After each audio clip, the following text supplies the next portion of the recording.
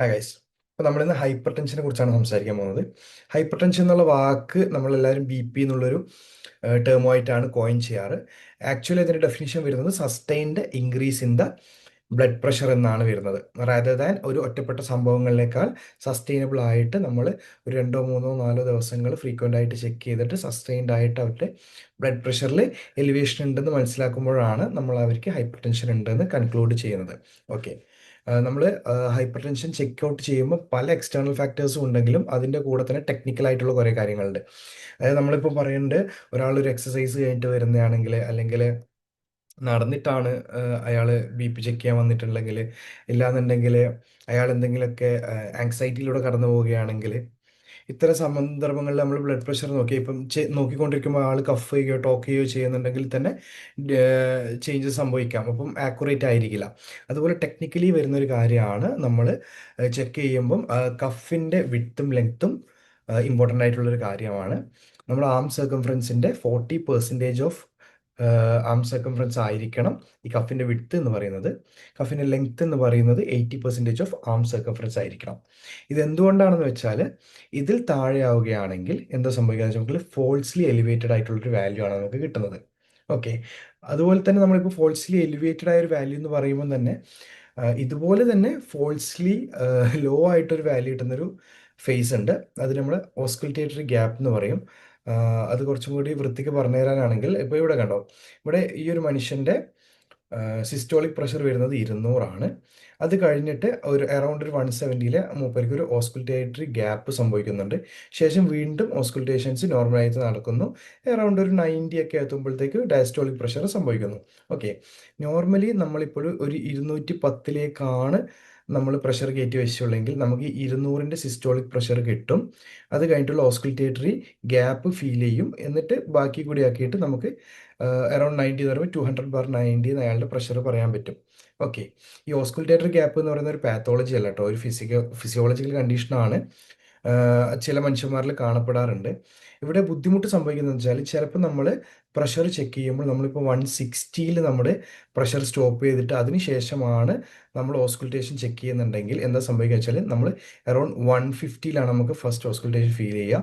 അപ്പോൾ 150/90 എന്നുള്ളൊരു കാറ്റഗറിയിലാണ് നമ്മൾ അയാളുടെ ബി പി എന്ത് ചെയ്യുക, നോട്ട് ഡൗൺ ചെയ്യുക. അപ്പോൾ സംഭവിക്കുന്നത് എന്താ വെച്ചാൽ, 290 ഉള്ള ഒരാൾ നമ്മൾ 150/90 എന്നാണ് നോട്ട് ചെയ്ത് വെക്കുന്നത്. അപ്പം ഫോൾസ്ലി ലോ ആയിട്ടാണ് മൂപ്പരുടെ ബി പി ഇവിടെ മെഷർ ആക്കപ്പെടുന്നത്. ഓക്കെ. ഇത് കൂടാതെ വരുന്ന ഒരു ഫേസ് ആണ് ഐസൊലേറ്റഡ് ഹൈപ്പർ ടെൻഷൻ എന്ന് പറയുന്നത്. ഐസൊലേറ്റഡ് ഹൈപ്പർ ടെൻഷൻ എന്ന് പറയുമ്പോൾ ഐദർ സിസ്റ്റോളിക് പ്രഷർ കൂടുക അല്ലെങ്കിൽ ഡയസ്റ്റോളിക് പ്രഷർ കൂടുക എന്നുള്ളതാണ്. ഇതിന് കൃത്യമായ കാരണങ്ങളുമുണ്ട്. ഓക്കെ. ഇപ്പം സിസ്റ്റോളിക് ഹൈപ്പർ ടെൻഷൻ ആണ് ഐസൊലേറ്റഡ് ആയി സംഭവിക്കുന്നുണ്ടെങ്കിൽ മോസ്റ്റ് കോമൺ ആയിട്ട് നമുക്ക് ഫിയോക്രോമസൈറ്റോം ഉള്ള പേഷ്യൻസിൽ കാണപ്പെടുന്നുണ്ട്. ഓക്കെ. അതുപോലെ തന്നെ ഹൈപ്പർ തൈറോയിഡിസം ഉള്ളവരിൽ കാണപ്പെടുന്നുണ്ട്. അയോട്ടിക് റീഗർഗിറ്റേഷൻസ്, ഇത്തരം സ്റ്റേജുകളിൽ നമുക്ക് എന്ത് കാണുന്നുണ്ട്, ഐസൊലേറ്റഡ് ആയിട്ട് സിസ്റ്റോളിക് പ്രഷർ മാത്രം കൂടിയതായിട്ട് കാണപ്പെടുന്നുണ്ട്. ഇനി ഡയസ്റ്റോളിക് പ്രഷർ കൂടിയതായിട്ട് കാണപ്പെടുന്നത് കോൺ സിൻഡ്രം പോലുള്ള കാര്യങ്ങൾ, അത് നമ്മൾ എൻഡോക്രൈനോളജിയിൽ കുറച്ചും കൂടി കാര്യമായിട്ട് പഠിക്കും. ലിറ്റിൽസ് ആയാലും ഹൈപ്പോ തൈറോയിഡിസം, അതുപോലെ തന്നെ ഗോർഡൻ സിൻഡ്രോം. ഇതിൽ തന്നെ ഈ ലിറ്റിൽ സിൻഡ്രോം ഗോർഡൻ സിൻഡ്രോം കുട്ടികളിൽ കാണപ്പെടുന്നതാണ്, കൺജന്റൽ ആയിട്ട് വരുന്ന സ്റ്റേറ്റ് ആണ്. ഓക്കെ. അപ്പോൾ അടുത്തത് ക്ലാസിഫിക്കേഷൻ ഓഫ് ബ്ലഡ് പ്രഷർ ആണ്. ബ്ലഡ് പ്രഷർ നമുക്ക് എങ്ങനെ ക്ലാസിഫൈ ചെയ്യാമെന്നാണ്. ഇതിന് ഡിഫറെൻറ്റ് അസോസിയേഷൻസിൻ്റെ വാല്യൂസ് ഉണ്ട്. ഇപ്പോൾ അമേരിക്കൻ ഹാർട്ട് അസോസിയേഷൻ ഉണ്ട്, അതുപോലെ യൂറോപ്പിനുണ്ട്, JNC ഉണ്ട്. JNC 8 ആണ് ഞാനിവിടെ എടുത്തിട്ടുള്ളത്. എനിക്ക് തോന്നുന്നു FMGക്ക് JNCൻ്റെ ആസ്പെക്റ്റിലാണ് വരാറെന്നാണ് ഞാൻ വിശ്വസിക്കുന്നത്. നിങ്ങൾ ബാക്കിയുള്ളതും കൂടി ഒന്ന് നോക്കി നോക്കാം.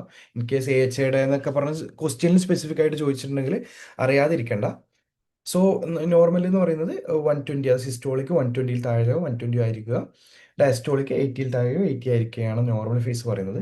പ്രീ ഹൈപ്പർ ടെൻസീവ് എന്ന് പറയുന്നത് അറൗണ്ട് 120-139 സിസ്റ്റോളിക്കും 80-89 ഡയസ്റ്റോളിക്കുമാണ്. അതുപോലെ തന്നെ സ്റ്റേജ് 1 ഹൈപ്പർ ടെൻഷൻ എന്ന് പറയുന്നത് 140-159 സിസ്റ്റോളിക്കും 90-99 ഡയസ്റ്റോളിക്കുമാണ്. സ്റ്റേജ് 2 എന്ന് പറയുന്നത് അബോവ് 160 ഓർ ഈക്വൽ ടു 160 സിസ്റ്റോളിക്കും above or equal to 100 diastolic എന്നാണ് പറയുന്നത്. ഓക്കെ.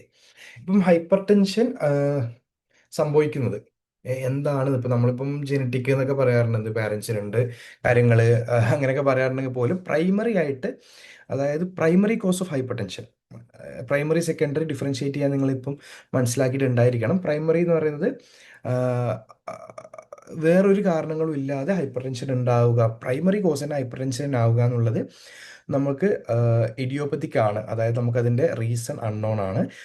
അതിന് തന്നെ പ്രൈമറി ഹൈപ്പർ ടെൻഷൻ എന്നുള്ളത് എസെൻഷ്യൽ ഹൈപ്പർ ടെൻഷൻ അല്ലെങ്കിൽ ഇഡിയോപ്പത്തിക് ഹൈപ്പർ ടെൻഷൻ എന്നാണ് അറിയപ്പെടുന്നത്. ഓക്കെ. പിന്നെ വരുന്നത് സെക്കൻഡറി ഹൈപ്പർ ടെൻഷൻ ആണ്. സെക്കൻഡറി ഹൈപ്പർ ടെൻഷനിൽ തന്നെ ഏറ്റവും മോസ്റ്റ് കോമൺ ആയിട്ട് വരുന്ന കോഴ്സ് എന്ന് പറയുന്നത് ക്രോണിക് കിഡ്നി ഡിസീസ് ആണ്. അത് കൂടാതെ കുഷിൻസ് ഉണ്ട്, അതുപോലെ തന്നെ ഫിയോക്രോമസൈറ്റോമ, ഹൈപ്പർ തൈറോയിഡിസം, അതുപോലെ തന്നെ നമ്മൾ നേരത്തെ പറഞ്ഞ പോലെ കൺജനിറ്റൽ സിൻഡ്രോംസ് ഒക്കെ സെക്കൻഡറി ഹൈപ്പർ ടെൻഷനിലേക്ക് ലീഡ് ചെയ്യുന്നുണ്ട്. ഇതൊക്കെ നമ്മൾ മെഡിസിൻ്റെ ബാക്കിയുള്ള ഭാഗങ്ങളിലേക്ക് പോകുമ്പോൾ ഡീറ്റെയിൽ ആയിട്ട് പറയുന്നുണ്ട്, അതുകൊണ്ടാണ് ഞാനധികം ഡീറ്റെയിൽ ആയിട്ട് സംസാരിക്കാത്തത്. ഇനി നമ്മൾ ഹൈപ്പർ ടെൻഷനെ അപ്രോച്ച് ചെയ്യേണ്ടത്, അതായത് നമുക്ക് എല്ലാ ബി പി ഏരിയയിലുള്ള അല്ലെങ്കിൽ എല്ലാവർക്കും ഒരേ രീതിയിലല്ല നമ്മൾ ട്രീറ്റ്മെൻറ്റ് കൊടുക്കേണ്ടത്. സോ മാനേജ്മെൻറ്റ് എങ്ങനെയാണ് മാനേജ്മെൻറ്റ് അപ്രോച്ച് ചെയ്യേണ്ടതെന്നുള്ള പറഞ്ഞുതരാം. അതായത് അത് നമുക്ക് എലിവേറ്റഡ് ഹൈപ്പർ ടെൻഷനുള്ള ഒരാൾ, അതായത് 120/130, സോറി 120/139/80 to 89 എന്നുള്ള റേഞ്ചിൽ വരുന്ന ഒരാളുണ്ടെങ്കിൽ പ്രീ ഹൈപ്പർ ടെൻസീവ് ആണ്, മെഡിക്കേഷൻ സ്റ്റാർട്ട് ചെയ്യേണ്ട അത്യാവശ്യകത വരുന്നില്ല. നമ്മൾ അയാളോട് അയാളുടെ ലൈഫ് സ്റ്റൈൽ മോണിറ്റർ ചെയ്യാൻ പറയുക, ലൈഫ് സ്റ്റൈലിൽ മോഡിഫിക്കേഷൻസ് വരുത്താൻ പറയാം. ഇൻ കേസ് സ്മോക്കർ ആണെങ്കിൽ സ്മോക്കിംഗ് കുറക്കാൻ പറയുക. അതുപോലെ തന്നെ അത്യാവശ്യം ഒബീസ് ആയിട്ടുള്ള പേഷ്യൻ്റ് ആണെങ്കിൽ വെയിറ്റ് ലോസിൽ പ്രൊമോട്ട് ചെയ്യുക. സ്ട്രെസ്സ് പോലുള്ള കാര്യങ്ങൾ കുറക്കാൻ സജസ്റ്റ് ചെയ്യുക. അതുപോലെ തന്നെ ഡാഷ് ഡയറ്റ് പോലുള്ള ഡയറ്റുകളും റെഗുലർ എക്സസൈസ് പാറ്റേൺസ് നമ്മൾ അവർക്ക് പറഞ്ഞു കൊടുക്കുക എന്നുള്ളതാണ്. ഇനി സ്റ്റേജ് 1 ഹൈപ്പർ ടെൻഷൻ എന്ന് പറയുന്നത് നമ്മൾ പറഞ്ഞിട്ടുണ്ട് 140/159 ആണ്, 90/99 എന്നാണ് വരുന്നത്. ഇവിടെ എന്താ സംഭവിക്കുന്നത് വെച്ചാൽ ഇവിടെ നമ്മൾ ഓർഗൻ ഡാമേജ് ഉണ്ടോ എന്ന് ചെക്ക് ചെയ്യണം. ഓക്കെ. എന്താണ് organ damage? End organ damage എന്ന് പറയും. അതായത് നമ്മൾ ഹൈപ്പർ ടെൻസീവ് ഫേസിൽ എന്താ സംഭവിക്കുന്നത് വെച്ചാൽ ആദ്യം തന്നെ ഹാർട്ടിനെയാണ് എഫക്റ്റ് ചെയ്യുക, അതായത് നമ്മൾ ലെഫ്റ്റ് വെൻട്രിക്കുലർ ഹൈപ്പർട്രോഫിയാണ് സംഭവിക്കുന്നത് ഹൈപ്പർ ടെൻസീവ് ആയിട്ട്. പിന്നെ അത് അയോട്ടയിലൂടെ പോകുന്ന ബ്ലഡ് വെസൽസിലേക്ക്, ലൈക്ക് നമ്മുടെ കണ്ണിലേക്കായാലും ഹൈപ്പർ ടെൻസീവ് റെറ്റിനോപ്പതിയും, അതുപോലെ കിഡ്നിയിലേക്ക് പോകുമ്പോൾ ഹൈപ്പർ ടെൻസീവ് നെഫ്രോപ്പതിയൊക്കെ സംഭവിക്കുന്നുണ്ട്, കിഡ്നി ഫെയിലിയർ അല്ലെങ്കിൽ കിഡ്നിക്ക് ബുദ്ധിമുട്ട്, അത്തരം ബുദ്ധിമുട്ടുകൾ എൻഡ് ഓർഗൻ ഡാമേജ് സംഭവിക്കാൻ പോകും. ഇവഞ്ച്വലി എൻഡ് ഓർഗൻ ഡാമേജ് സംഭവിക്കും. നമ്മൾ എന്ത് ചെയ്യണം? ടാർഗറ്റ് ഓർഗൻ ഡാമേജ് ഉണ്ടോ എന്ന് ചെക്ക് ചെയ്യാം. എങ്ങനെയാണെന്ന് വെച്ചാൽ ഇപ്പം നമുക്ക് ഹാർട്ടിനുണ്ടോ എന്ന് പറഞ്ഞാൽ നമുക്ക് ECG എടുത്ത് നോക്കാൻ പറ്റും. കണ്ണിലേക്ക് സംഭവിച്ചിട്ടുണ്ടെങ്കിൽ ഫണ്ടസ് എക്സാമിനേഷൻ ചെയ്യാൻ പറ്റും. അപ്പോൾ ഇത്തരം രീതികളിൽ എൻഡ് ഓർഗൻ ഡാമേജ് ഉണ്ടോ എന്നുള്ള കാര്യം നമ്മൾ എന്ത് ചെയ്യുക? നോട്ട് ചെയ്യുക. എൻഡ് ഓർഗൻ ഡാമേജ് ഇല്ലെങ്കിൽ നമുക്ക് ലൈഫ് സ്റ്റൈൽ മോഡിഫിക്കേഷൻ മാത്രം പറഞ്ഞാൽ മതി. ബട്ട് എൻഡ് ഓർഗൻ ഡാമേജ് ഉണ്ടെങ്കിൽ നമ്മൾ അതിൻ്റെ കൂടെ ആൻറ്റി ഹൈപ്പർടെൻസീവ് ആയിട്ടുള്ള മെഡിക്കേഷൻസ് നൽകണം. ഇനി സ്റ്റേജ് 2 ഹൈപ്പർ ടെൻഷൻ, അതായത് 160 100 എബോവ് എന്നുള്ള റേഞ്ചിലേക്ക് വരുന്നുണ്ടെങ്കിൽ നമ്മൾ എൻഡ് ഓർഗൻ ഡാമേജ് നോക്കുന്നതിനേക്കാൾ മുമ്പ് തന്നെ നമ്മൾ എന്ത് ചെയ്യുക? Antihypertensive drugs plus lifestyle modifications പറയുക. ഓക്കെ. അവിടെ നമ്മൾ എൻഡ് ഓർഗൻ ഡാമേജ് ഉണ്ടോ ഇല്ലയോ എന്നുള്ള കാര്യത്തിലേക്ക് കൂടുതൽ കോൺസെൻട്രേറ്റ് ചെയ്യേണ്ട ആവശ്യമില്ല, because his BP is too high. ഈ മെഡിക്കേഷൻസ് നമ്മൾ ABCD എന്നുള്ള ഫ്രെയിം വർക്കിലാണ് ചെയ്തിട്ടുള്ളത്. 2A ഉണ്ട്, അതായത് ACE ഇൻഹിബിറ്റേഴ്സും ARBസും ആണ് വരുന്നത്. ACE ഇൻഹിബിറ്റേഴ്സ് എന്ന് പറഞ്ഞാൽ ആൻജിയോടെൻസിൻ കൺവേർട്ടിംഗ് എൻസൈം ഇൻഹിബിറ്റേഴ്സ് ആണ്. ഇതിൽ വരുന്ന ഡ്രഗ്സ് ഒക്കെ പ്രിൽ എന്ന് പറഞ്ഞിട്ടാണ് അവസാനിക്കുക. റാമിപ്പിൽ, ലിസിനോപ്രിൽ എന്നൊക്കെ പറഞ്ഞിട്ട് പ്രിൽ എന്ന് പറഞ്ഞിട്ടാണ് അവസാനിക്കുക. നമ്മൾ ഇത്രയും ഡ്രഗ്സ് ABCD എന്ന് പറയുമ്പോൾ 4 കാറ്റഗറി, A2 ഉള്ളതുകൊണ്ട് തന്നെ അറൗണ്ട് 5 കാറ്റഗറി ഓഫ് ഡ്രഗ്സ് ഉണ്ടാകുമ്പം ഇത് എന്തിനാണ്, ഇത് ആർക്കാണ് കൊടുക്കുക എന്നുള്ളൊരു ക്വസ്റ്റ്യൻ ഉണ്ട്. അപ്പോൾ അതിന് നമ്മൾ ഹെൽപ്പ് ചെയ്യുന്നത് ഇതിൻ്റെ ബെനിഫിറ്റ്സും സൈഡ് എഫക്ട്സും ആണ്. ഇത് ആർക്ക് കൊടുക്കാൻ പറ്റും, ആർക്ക് കൊടുക്കാൻ പറ്റില്ല എന്ന് നമ്മളെ ഹെൽപ്പ് ഔട്ട് ചെയ്യുന്നത്. ഓക്കെ. ഇവിടെ എന്ന് വെച്ചാൽ ACE ഇൻഹിബിറ്റേഴ്സ് ആകുമ്പം ഡയബറ്റീസ് ഉള്ള ആളുകൾക്കും അതുപോലെ തന്നെ കിഡ്നി സംബന്ധമായിട്ടുള്ള ബുദ്ധിമുട്ടുള്ള ആൾക്കാർക്ക് നമ്മൾ കൊടുക്കാൻ കുറച്ചും കൂടി പ്രിഫേർഡ് ആണ്. വേറെ ഒന്നും കൊണ്ടല്ല, ACE ഇൻഹിബിറ്റേഴ്സ് ഇൻസുലിൻ സെൻസിറ്റിവിറ്റി കൂട്ടുന്നുണ്ട്, അതുപോലെ തന്നെ പ്രോട്ടീനൂറിയ എന്ന് പറയുന്ന പ്രോസസ്സ് കുറക്കുന്നുണ്ട്. സോ അതുകൊണ്ട് ഡയബറ്റീസ് പോലുള്ള അല്ലെങ്കിൽ കിഡ്നി സംബന്ധമായ രോഗങ്ങളുള്ളവർക്ക് നമ്മൾ ACE ഇൻഹിബിറ്റേഴ്സ് കൊടുക്കുന്നത് കുറച്ചും കൂടി ഹെൽപ്ഫുൾ ആയിരിക്കും. ഇതിനൊരു സൈഡ് എഫക്റ്റ് എന്ന് പറയുന്നത് ഡ്രൈ കഫാണ്. ബ്രഡിക്കൻ അക്യുമുലേഷൻ നിങ്ങൾ ഫിസിയോളജിയിൽ പഠിച്ചിട്ടുണ്ടാവും അത്. സോ നിങ്ങൾക്ക് ഡ്രൈ കഫ് ഇതിൻ്റെ ഒരു സൈഡ് എഫക്റ്റ് ആയിട്ട് വരുന്നുണ്ട്. അതുകൊണ്ട് തന്നെ ARB എ ആർ ബിസ് എന്ന് പറയുന്നത് നമുക്ക് എയ്സ് ഇൻഹിബിറ്റേഴ്സ് പോലെ തന്നെയാണ് അതിൻ്റെ കാര്യങ്ങളൊക്കെ വരുന്നത്. എയ്സ് ഇൻഹിബിറ്റേഴ്സ് നമുക്കറിയാം എന്താണ്, ആൻജിയോടെൻസിൻ കൺവേർട്ടിംഗ് എൻസൈമിനെ ഇൻഹിബിറ്റ് ചെയ്യുന്നതാണ്. എ ആർ ബിസ് എന്ന് പറയുന്നത് ആൻജിയോടെൻസിൻ 2 റിസപ്റ്റർ ബൈൻഡിങ്ങിനെ ബ്ലോക്ക് ചെയ്യുന്നതാണ്. സോ ബട്ട് ഇതിൻ്റെ ബെനിഫിറ്റ്സും ഇത് പ്രിഫർ ചെയ്യുന്ന ആളുകളും അറൗണ്ട് സെയിം ആണ്. Side effects dry cough side effect ഇല്ല എന്നുള്ളതാണ് ഇതിന് കുറച്ചും കൂടി എയ്സ് കൊടുത്ത് ഇപ്പോൾ ഒരു ഡ്രൈ കഫിൻ്റെ സൈഡ് എഫക്റ്റ് വരുന്ന ഒരാളാണെങ്കിൽ നമുക്ക് എ ആർ ബിയിലേക്ക് കൺവേർട്ട് ചെയ്യാൻ പറ്റും. എ ആർ ബി എന്ന് പറയുന്നത് ഇപ്പം നമ്മൾ പറഞ്ഞത് എയ്സ് ഇൻഹിബിറ്റേഴ്സ് പ്രില്ല് വെച്ചിട്ടാണ്, ഇതൊരു കോഡ് ഭാഷ പോലെയാണ്, പ്രില്ല് വെച്ചിട്ടാണ് അവസാനിക്കുന്നത്. അതുപോലെ തന്നെ എ ആർ ബിസ് സാർട്ട എന്നുള്ള ടേം വെച്ചിട്ടാണ് എൻഡ് ചെയ്യുന്നത്. അടുത്തത് നമുക്ക് എ കഴിഞ്ഞു, എ ബി സി ഡി എന്നാണ് ഫ്രെയിം വർക്ക് പറഞ്ഞിട്ടുള്ളത്. എ കഴിഞ്ഞു, അടുത്ത ബി ആണ്. നമുക്ക് എല്ലാവർക്കും അറിയാം ബീറ്റ ബ്ലോക്കേഴ്സ് ആണ്. ബീറ്റ ബ്ലോക്കേഴ്സ് എക്സാമ്പിൾ മെറ്റാപ്രോളോൾ പോലുള്ള ബീറ്റ ബ്ലോക്കേഴ്സ് ഉണ്ട്. ഇത് നമുക്ക് അഫ്കോഴ്സ് അറിയാം പ്രിഫേർഡ് ഇൻ ആരിലാണ്, ഹാർട്ട് ഡിസീസ് ഉള്ള ആളുകളിലാണ്, കൊറോണറി ആർട്ടറി ഡിസീസ് അല്ലെങ്കിൽ മയോകാർഡിയൽ ഇൻഫാക്ഷൻസ്, ഇജക്ഷൻ ഫ്രാക്ഷൻസ് റെഡ്യൂസ്ഡ് ആയിട്ടുള്ള ആളുകൾ, ഇത്തരം ആളുകളാണ് എന്ത് ചെയ്യുന്നത്, ബീറ്റ ബ്ലോക്കേഴ്സ് ആക്ട് ചെയ്യുന്നത് അല്ലെങ്കിൽ നമ്മൾ പ്രിഫർ ചെയ്യുന്നത്. ഹാർട്ട് റേറ്റും കാർഡിയക് കോൺട്രാക്ടിവിറ്റിയും റെഡ്യൂസ് ചെയ്യുന്നുണ്ട്. അടുത്ത കാൽഷ്യം ചാനൽ ബ്ലോക്കേഴ്സ് ആണ് അമോൾഡിപ്പൈൻസ്. പൈൻ എന്നുള്ള രീതിയിലാണ് ഇതും എൻഡ് ചെയ്യുന്നത്. എൽഡേർലി പേഷ്യൻസിനാണ് നമ്മളിത് പ്രിഫർ ചെയ്യുന്നത്. വേറെ ഒന്നും കൊണ്ടല്ല, ഇതിൻ്റെ സൈഡ് എഫക്റ്റ് ആയിട്ട് പെരിഫറൽ എഡമ ഉണ്ടാവും, സ്വെല്ലിംഗ് ഉണ്ടാവും, ആംഗിൾ സ്വെല്ലിംഗ് ഉണ്ടാവും. സോ ചെറുപ്പക്കാരായ ആളുകൾക്ക് ആംഗിൾ സ്വെല്ലിംഗ് ഉണ്ടാകുമ്പം അവരുടെ നിത്യജീവിതങ്ങൾ ബാധിക്കുന്നത് കൊണ്ട് നമ്മൾ മോസ്റ്റ്ലി ഇത് കുറച്ച് പ്രായമായ ആളുകളിലാണ്, അതായത് അധികം റെസ്റ്റിംഗ് ഫേസിലുള്ള അത്തരം ആളുകളിലാണ് നമ്മളിത് പ്രിഫർ ചെയ്യാറ്, കാൽഷ്യം ചാനൽ എന്ന് പറയുന്നത്. അടുത്തത് ഡയോററ്റിക്സ് ആണ്. ഫസ്റ്റ് ലൈനായിട്ട് നമ്മൾ ക്ലോർത്തലിഡോൺ കൊടുക്കുന്നുണ്ട്, തയസൈഡ് ആണ്. മോസ്റ്റ് കോമൺ സൈഡ് എഫക്ട്സ് എന്ന് പറയുന്നത് ഹൈപ്പർ ഗ്ലൈസീമിയ ഉണ്ടാക്കും, ഹൈപ്പർ യൂറീസീമിയ ഉണ്ടാക്കും, അതായത് യൂറിക് ആസിഡിൻ്റെ ഇൻക്രീസ് യൂറിക് ആസിഡ് പ്രൊഡക്ഷൻ ആയിരിക്കും, ഹൈപ്പർ ലിപ്പിഡീമിയ ഉണ്ടാക്കും, അതുപോലെ തന്നെ ഹൈപ്പോകലീമിയയും പറയപ്പെടുന്നുണ്ട്. ഓക്കെ, അടുത്തൊരു ഡെഫിനിഷൻ എന്ന് പറയുന്നത്, ഇപ്പോൾ ഇതൊരു എക്സാമ്പിൾ പറയാം. അതായത് ഒരു മനുഷ്യൻ നിങ്ങളുടെ ക്ലിനിക്കിലേക്ക് വരുന്നു. ഒരു 40-45 വയസ്സുള്ള ഒരു മനുഷ്യൻ വരുന്നു. നിങ്ങൾ അദ്ദേഹത്തിൻ്റെ ബി പി ചെക്ക് ചെയ്യുന്നു. ബി പി അത്യാവശ്യം ഹൈ ആണ്. നിങ്ങൾ അദ്ദേഹത്തോട് എന്ത് പറയുന്നു, മെഡിക്കേഷൻ സ്റ്റാർട്ട് ചെയ്യുന്നതിന് പകരം നിങ്ങളത് കൺഫേം ചെയ്യുന്നു. കൺഫേംഡ് ആയതിനു ശേഷം നിങ്ങൾ മെഡിക്കേഷൻ സ്റ്റാർട്ട് ചെയ്യുന്നു. നിങ്ങൾ കാൽഷ്യം ചാനൽ ബ്ലോക്കറിൽ സ്റ്റാർട്ട് ചെയ്യുന്നു. ഓക്കെ, അതിനുശേഷം നമ്മൾ അയാളോട് കുറച്ച് കാലങ്ങൾക്ക് ശേഷം വരാൻ പറയുമ്പോൾ അയാൾ കൃത്യമായ ഫോളോ അപ്സ് തന്നിട്ടില്ല. ശേഷം കുറച്ച് കാലം കഴിച്ച് അയാൾ വീണ്ടും വന്ന് ചെക്ക് ചെയ്തു. വീണ്ടും വന്ന് ചെക്ക് ചെയ്തതിന് മരുന്നൊക്കെ കഴിക്കുന്നുണ്ടെന്ന് പറയുന്നുണ്ട്. ചെക്ക് ചെയ്തതിനും ബി പി കുറയുന്നില്ല. ഓക്കെ, നമ്മൾ എന്ത് ചെയ്യുന്നു, അതിൻ്റെ കൂടെ അടുത്ത ഡ്രഗും കൂടി കൊടുക്കുകയാണ്. ഓക്കെ, നമ്മളൊരു എയ്സ് ഇൻഹിബിറ്റർ കൂടെ കൊടുത്തു വിചാരിക്കാം. അതിനുശേഷം പിന്നെയും മൂപ്പര് കുറച്ച് കാലം കഴിച്ച് വീണ്ടും വരുന്നു, സെയിം ഇഷ്യൂ കുറയുന്നില്ല. ഓക്കെ, നമ്മൾ ഇപ്രാവശ്യം എന്ത് ചെയ്യുന്നു, ഒരു ഡയോറിറ്റിക്കും കൂടി ആഡ് ചെയ്തിട്ട് മൂപ്പരെ വിടുന്നു. ശേഷം എന്ത് സംഭവിക്കുന്നു, മൂപ്പര് തിരിച്ചു വരുന്നു, മൂപ്പർക്ക് ഈ ചേഞ്ചസ് സംഭവിക്കുന്നില്ല. ഓക്കെ, ഇതിനെ അതായത് നമ്മൾ uncontrolled hypertension in spite of giving 3 group of anti hypertensive drug including diuretics എന്നാണ്. ഓക്കെ, ഡയോററ്റിക് ഇൻക്ലൂഡ് ചെയ്തിട്ട് 3 set of anti hypertensive drugs കൊടുത്തിട്ട് ഒരാളുടെ ഹൈപ്പർ ടെൻഷൻ എന്ത് സംഭവിക്കുന്നില്ല, നോർമൽ റേഞ്ചിലേക്കോ അല്ലെങ്കിൽ മാറ്റം സംഭവിക്കുന്നില്ലെങ്കിൽ അതിന് നമ്മൾ പറയുന്നതാണ് റെസിസ്റ്റൻറ്റ് ഹൈപ്പർ ടെൻഷൻ എന്നത്. ഇതിൻ്റെ ഏറ്റവും മോസ്റ്റ് കോമൺ ആയിട്ടുള്ള കോസ് എന്ന് പറയുന്നത് നോൺ കോംപ്ലിയൻസ് ആണ്. അതായത് ആ വ്യക്തി സമയത്ത് അല്ലെങ്കിൽ കൃത്യമായി പ്രോപ്പറായിട്ട് ഡ്രഗ് യൂസ് അല്ലെങ്കിൽ മെഡിക്കേഷൻസ് എടുക്കുന്നില്ല എന്നുള്ളതാണ് ഇതിൻ്റെ മോസ്റ്റ് കോമൺ ആയിട്ട് കാണപ്പെടുന്ന ഒരു റീസൺ. ഓക്കെ, ഇതിൻ്റെ ട്രീറ്റ്മെൻറ്റ് അപ്രോച്ച് എന്ന് പറയുമ്പം നമുക്ക് എന്തൊക്കെയുണ്ട്. Okay, drug of choice for resistant hypertension is spironolactone and പിന്നെ ആൽഫ-1 അഗോണിസ്റ്റുകളായ clonidine, prazosin, alpha methyldopa എന്നുള്ള കാര്യങ്ങൾ നമ്മൾ ഇതിൻ്റെ ട്രീറ്റ്മെൻ്റ് ആയിട്ട് കൊടുക്കുന്നുണ്ട്. ബട്ട് ഈ clonidine, prazosin, alpha methyldopa പോലത്തെ ഡ്രഗുകളുടെ പ്രശ്നം എന്താണെന്ന് വെച്ചാൽ ഇവർ സിമ്പത്തറ്റിക് നെർവസ് സിസ്റ്റത്തിൻ്റെ ആക്ടിവിറ്റി കുറക്കും. ഓക്കെ, അത് കാരണം ഇത്തരം പേഷ്യൻസിൽ ഉണ്ടാകുന്ന ഒരു പ്രതിഭാസമാണ് ഓർത്തോസ്റ്റാറ്റിക് ഹൈപ്പോടെൻഷൻ. ഓക്കെ, ഒന്നുമില്ല, നമ്മൾ നോർമലി ലൈ ചെയ്ത് കിടന്നിടത്തുനിന്ന് എഴുന്നേൽക്കുമ്പോൾ, കിടന്നിട്ട് ബി പി ചെക്ക് ചെയ്യുന്നു, എഴുന്നേറ്റ് നിന്ന് ബി പി ചെക്ക് ചെയ്യുമ്പോൾ ചെറിയൊരു ഡിഫ്ലേഷൻസ് ഉണ്ടാകാറുണ്ട്, ചെറിയ ചേഞ്ചസ് ഇൻ വേരിയേഷൻസ് ഉണ്ടാവാറുണ്ട്. എന്നാൽ അങ്ങനെ ചെയ്യുമ്പോൾ സിസ്റ്റോളിക്കിൽ മോർ ദാൻ 20 mmHg കൂടുതലും ഡയസ്റ്റോളിക്കിൽ മോർ ദാൻ 10 mmHg കൂടുതലും വേരിയേഷൻസ് വിത്തിൻ 3 minutes ഓഫ് സ്റ്റാൻഡിങ്ങിൽ ഉണ്ടായിട്ടുണ്ടെങ്കിൽ അതിനാണ് നമ്മൾ എന്ത് പറയുന്നത്, ഓർത്തോസ്റ്റാറ്റിക് ഹൈപ്പോടെൻഷൻ എന്ന് പറയുന്നത്. അതിൻ്റെ കോമൺ സിംറ്റംസ് എന്ന് പറയുന്നത് ഡിസിനെസ് ഉണ്ടാവും, ചെറിയൊരു തലകറക്കം പോലെ ഉണ്ടാവും, ചെറുങ്ങനെ ഒന്ന് കുഴഞ്ഞു പോകുക എന്നുള്ളൊരു രീതിയിലൊക്കെ വരുന്നുണ്ട്. ഇത് സംഭവിക്കുന്ന എന്താണ്, ക്ലോണിഡിൻ പോലുള്ള ആൽഫ ടോക്കോണിസ്റ്റ് ആയിട്ടുള്ള ഡ്രഗുകൾ എന്ത് ചെയ്യുന്നു, സിമ്പത്തറ്റിക് നെർവസ് സിസ്റ്റത്തിന്റെ ഔട്ട്ഫ്ലോനെ റെഡ്യൂസ് ചെയ്യുന്നു. അത് കാരണം വാസോ ഡയലേഷൻ സംഭവിക്കുന്നു. വാസോ ഡയലേഷൻ സംഭവിക്കുമ്പോൾ നമുക്കറിയാം കാർഡിയാക് ഔട്ട്പുട്ട് കുറയുന്നു. ഓക്കെ, അതാണ് ഇതിന് മെയിനായിട്ട് വരുന്ന കാരണം.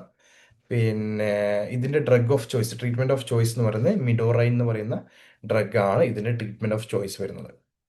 പിന്നെ വരുന്നത് ഹൈപ്പർടെൻസീവ് ക്രൈസിസ് എന്ന് പറഞ്ഞൊരു ഫേസ് ആണ്. ഹൈപ്പർടെൻസീവ് ക്രൈസിസിൽ രണ്ട് ആസ്പെക്റ്റ് ഉണ്ട്. ഹൈപ്പർടെൻസീവ് ഏർജൻസി ഉണ്ട്, ഹൈപ്പർടെൻസീവ് എമർജൻസി ഉണ്ട്. ഓക്കെ, അത് നമുക്ക് ഹൈപ്പർടെൻസീവ് ക്രൈസിസ് എന്ന് പറയുമ്പോൾ അറൗണ്ട് 180/120ക്ക് മുകളിലേക്ക് എന്ത് സംഭവിക്കുന്നു, ബ്ലഡ് പ്രഷർ കൂടിയിട്ട് വരുന്നതാണ്. അപ്പോൾ നമ്മൾ ചെക്ക് ചെയ്യേണ്ടത് എൻഡ് ഓർഗൻ അല്ലെങ്കിൽ ടാർഗറ്റ് ഓർഗൻ ഡാമേജ് ഉണ്ടോ എന്ന് നോക്കുക.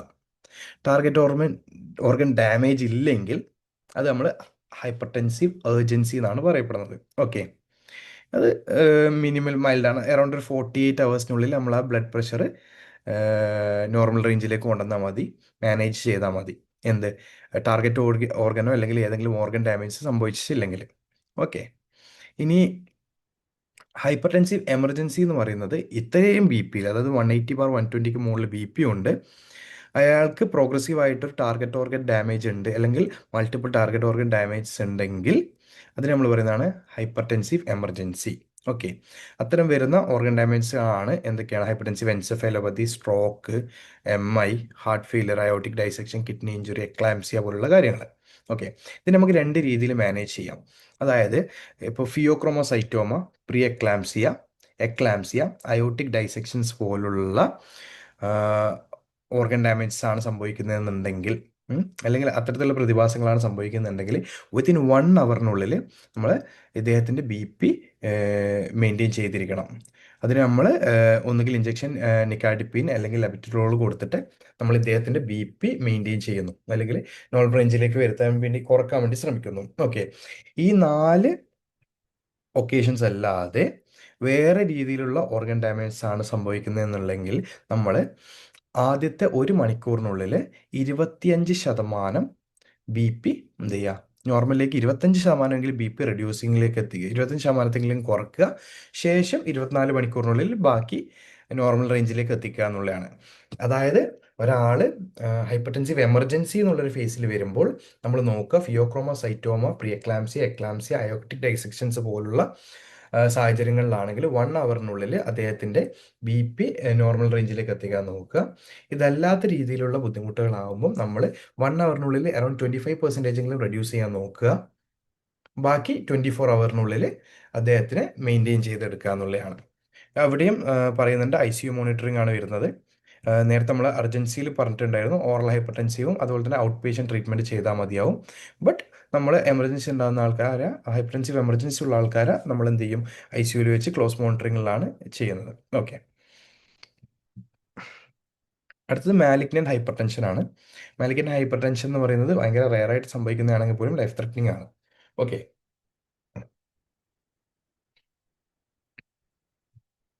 ഇത് റാപ്പിഡ്ലി പ്രോഗ്രസീവ് ആകുന്ന ഒരു കണ്ടീഷനാണ്. ഡയസ്റ്റോളിക് ബ്ലഡ് പ്രഷറിൽ ഇൻക്രീസ് ഉണ്ടാവുകയും അക്യൂട്ട് ഓർഗൻ ഡാമേജ് ഉണ്ടാവുകയാണ്. മെയിൻലി കണ്ണിനാണ് സംഭവിക്കാറ്. നമുക്ക് കീ ഇൻഡിക്കേറ്റർ പാപ്പിലേഡിമ ഉണ്ടാകും, അതായത് ഒപ്റ്റിക് ഡിസ്കിൻ്റെ സ്വെല്ലിങ് നമുക്ക് കാണാൻ പറ്റും. അതുകൂടാതെ തന്നെ ഒനിയൻ പീൽ അപ്പിയറൻസസ് ഹിസ്റ്റോപാത്തോളജിയിൽ കാണാൻ പറ്റും. ഓക്കെ, ഇത് FMGയിലേക്ക് റിലേറ്റഡ് ആയിട്ടുള്ളൊരു ക്വസ്റ്റ്യൻ ആണ്. പാത്തോളജിയിൽ നിങ്ങൾ അറിയായിരിക്കും, പഠിക്കുമായിരിക്കും. ഓക്കെ, ഇതിൻ്റെ മാനേജ്മെൻറ്റ് എന്ന് പറയുന്നത് ഇമ്മീഡിയറ്റ് ഹോസ്പിറ്റലൈസേഷൻ ആണ്. അതുപോലെ തന്നെ IV ട്രീറ്റ്മെൻ്റ് ആണ് വരുന്നത്. ഫസ്റ്റ് ഹവറിൽ തന്നെ നമ്മൾ നേരത്തെ പറഞ്ഞ 20-25% ഓഫ് റിഡക്ഷൻസ് വരുത്താൻ വേണ്ടി ശ്രമിക്കുക. ഓക്കെ, ഇവിടെ ഹൈപ്പർ ക്വസ്റ്റ്യൻസ് എന്ന് പറയുന്നത് ഇതിൽ കുറച്ചും കൂടി ഡയറക്റ്റ് ആസ്പെക്റ്റിലുള്ള ക്വസ്റ്റ്യൻസ് ആണ് വരുന്നത്. ബട്ട് മോർ ദാൻ ദാറ്റ് നിങ്ങൾ ഹൈപ്പർടെൻസീവ് ഫേസസിലേക്ക് വരുമ്പം ഫാർമക്കോളജിക്കൽ റിലേറ്റഡ് ആയിട്ട് നിങ്ങൾക്ക് ക്വസ്റ്റ്യൻസ് വരാം. അതുപോലെ തന്നെ നിങ്ങൾക്ക് മെഡിസിൻ്റെ ബാക്കി ഭാഗങ്ങളിലായിട്ടോ അതുപോലെ തന്നെ ഒഫ്താലുമായിട്ട് റിലേറ്റഡ് ആയിട്ടൊക്കെ നിങ്ങൾക്ക് ഹൈപ്പർടെൻസീവിൻ്റെ ക്വസ്റ്റ്യൻസ് വരാം. സോ നിങ്ങൾ അത്തരം ചാപ്റ്റേഴ്സ് നോക്കുമ്പോഴും അത്തരം സബ്ജക്റ്റുകൾ നോക്കുമ്പോഴും ഇതുമായിട്ട് കോറിലേറ്റ് ചെയ്യാൻ വേണ്ടി ശ്രമിക്കുക. ഇത് ക്വസ്റ്റ്യൻസ് വളരെ സിമ്പിൾ ആയിട്ടുള്ള വളരെ ബേസിക് സ്ട്രൈറ്റ് ക്വസ്റ്റ്യൻസ് ആണ് വരുന്നത്. ഓഫ് കോഴ്സ് ഇങ്ങനത്തെ ക്വസ്റ്റ്യൻസ് വരും കേട്ടോ, ഒന്നോ രണ്ടോ. ഇപ്പം ഫിഫ്റ്റി സിവിയർ ഹെഡ് ഏക്ക് ബ്ലഡ് ഡിവിഷൻ, BP 200/120 ഉണ്ട്, പാപ്പിൽ എഡിമ ഉണ്ട്, മോസ്റ്റ് പ്രോബിൾ ഡയഗ്നോസ് എന്താണെന്നാണ് ചോദിക്കുന്നത്. അതുപോലെ തന്നെ ഇത്ര ക്ലിയർ ആയിട്ടൊന്നും പറഞ്ഞു തരൂല കേട്ടോ. What is the next pharmacological intervention? Resistant ഹൈപ്പർ ടെൻഷനിൽ എന്താ ഉപയോഗിക്കുന്നത്? 3 ആന്റി ഹൈപ്പർ ടെൻസീവ് കൊടുത്തു. എന്താണ് റെസിസ്റ്റന്റ് ഹൈപ്പർ ടെൻഷന്റെ ഡ്രഗ് ഓഫ് ചോയ്സ് എന്നാണ് ചോദിക്കുന്നത്. സ്പെർമലാക്ടോൺ ആണ്. ചിലപ്പോൾ അങ്ങനെയൊന്നും ഇപ്പം ചോദിക്കുന്നില്ല എന്ന് എനിക്ക് തോന്നുന്നു കേട്ടോ. മുമ്പൊക്കെ അത്രയും സ്ട്രെയിറ്റ് ആയിട്ട് ചോദിക്കലുണ്ടായിരുന്നു. So yeah, thank you guys. അടുത്തൊരു വീഡിയോ ആയിട്ട് നമുക്ക് കാണാം, അടുത്ത ടോപ്പിക്കുമായിട്ട് നമുക്ക് കാണാം. Mostly right ventricular hypertrophy versus left ventricular hypertrophy ആയിരിക്കണം. ബൈ.